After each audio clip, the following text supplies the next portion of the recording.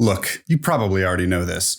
Getting better at drawing is going to take a while. You might just need a reminder that you don't have to suffer so much along the way.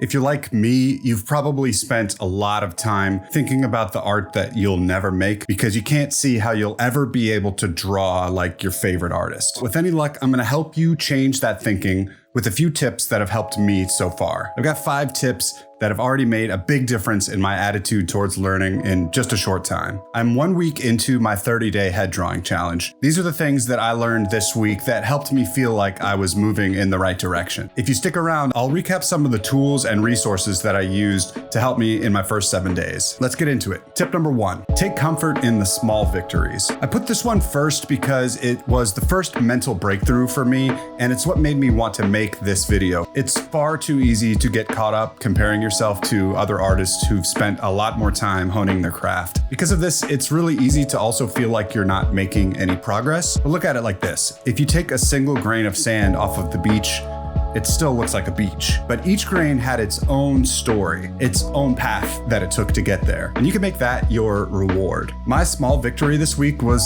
simple. I gained just a little bit better understanding of the shape relationships on the face. It wasn't an earth-shattering revelation, but it was the first time I felt like I understood the idea of breaking the face into smaller shapes, a concept I've heard about a lot before. Once I recognized this, it was exciting. And I used this new little grain of sand in everything I've done since. In short, don't focus on trying to master everything at once. Take pride in any little progress you make and use that as motivation to keep going. Tip number 2, talk about your art journey. And that's about all there is to it. Now, I'm not asking you to go out and share all of your art with everyone you meet, especially if you are newer and you feel self-conscious about your work. But there are tons and tons of other artists struggling along in the same journey that you are right now. Taking the time to share in that journey is healing and helpful when you feel like you're stuck, or when it feels like you have to do things in a certain correct way to feel like you can succeed. There are going to be people who have felt what you're feeling,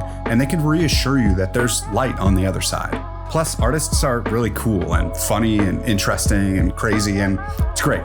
Personally, I had a bunch of really great, insightful, and encouraging interactions with other artists on TikTok this week. And all of it helped me see that we all have a lot of the same struggles and frustrations and doubts. I really suggest getting yourself into TikTok's art community if you can. It's inspiring. If you do, you can find me there at MrVet_. I've got a link for that in the description below, along with Twitch and all of my other social media links. I definitely recommend checking out the art community over on Twitch as well. It's not a place where I really thought that I would find a great group of artists, but they're very welcoming and their communities are awesome. I really feel like a lot of the streamers and their communities want to help artists of all skill levels improve and find their voices. Tip number 3.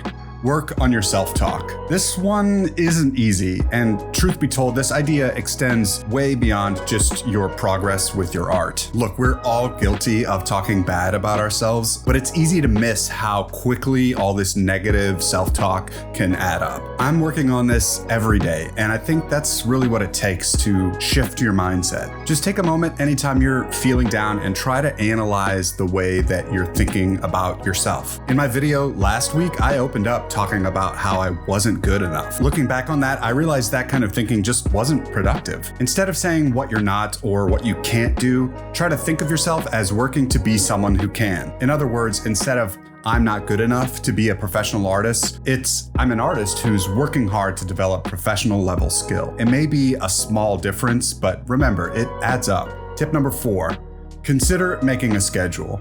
Now, this tip may not be for everyone. I'm somebody who has a tendency to latch on to new things and just let them consume me. This might lead to some incredible short-term gains, but really it's a recipe for burnout. This is a lesson I've learned and forgotten too many times to count. It can be so easy to get just lost in your art, working on a piece and just throwing everything else to the wayside. Work, other people, sleep, your hygiene, that's not healthy. If this is you, try to schedule ahead of time when you work on your art. Make sure to start on time. When time comes to stop, evaluate to see if you've maybe done enough for now, and if you've got anything else you need to take care of in the rest of your life. If everything else is clear, feel free to keep going. Just make sure you think about it. And this goes hand in hand with tip number 5. Don't forget to live your life. Remember that improvement takes time. When you're not actively working on or practicing your art, you might still be thinking about it. This isn't necessarily bad in itself, but remember that it's okay to let go sometimes. I've often found that even after a short break, I'm able to look at something I'm working on with fresh perspective. Hop on and play a video game for a little while. Go have dinner, watch a show. Just leave the art on the table while you're at it. I think this is especially important if you're struggling or feeling frustrated. Don't let those feelings overwhelm you and bring you down elsewhere in your life, because life is inspirational. Try to use that. And that's it for the tips. If you found any of these helpful, please let me know. I'd love to hear about you and your journey. Before I go, let's do a quick recap of how my studying went this week. I focused primarily on portrait studies this week. This is the area that I want to improve the most out of the gate. I tried to start into the 100 heads challenge, which has you drawing 10 heads every day for 10 days. But I quickly realized that I just didn't have the time to pull this off at the speed I'm drawing right now. For these, I was studying by first drawing the structure directly on top of the photo. I'd then go and try to reproduce that structure freehand, and once I did that, I would go back and draw in all of the features and details. This was the method that gave me my aha moment for the week in recognizing shape relationships on the face, my small victory. I don't know who came up with this, but you should definitely try it if you're struggling with drawing heads that feel three-dimensional and proportionate. I'd recommend checking out Ergo Josh's videos on drawing the face. Part 2 covers this method in pretty good detail. I'll link his videos and the other videos I mentioned in the comment below. I also studied using Rake's head drawing videos. Rake, maybe? Sorry. The first video has some really great, simple exercises that you can use to practice drawing and thinking about shapes in 3D. The second video covers a more traditional approach of drawing a head from any angle. These videos are a little bit old, but they're still really helpful, especially if you're looking for more of a stylized look.